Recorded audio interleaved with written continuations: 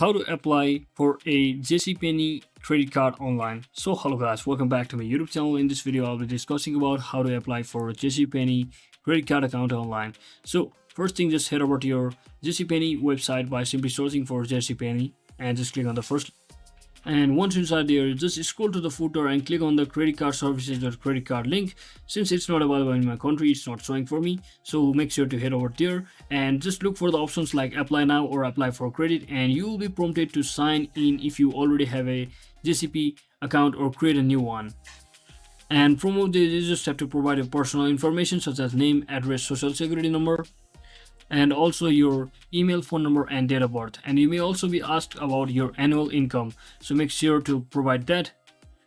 So once you carefully read the card's terms and conditions, including interest rates, fees, and rewards, when you're ready, submit your application. So you will often receive an instant decision if approved. Your virtual card may be available immediately for online purchases. So you'll also receive a physical card in the mail, typically within 10 to 14 business days. So that's it for today guys. Thanks for watching. Don't forget to like and subscribe. See you on the next one.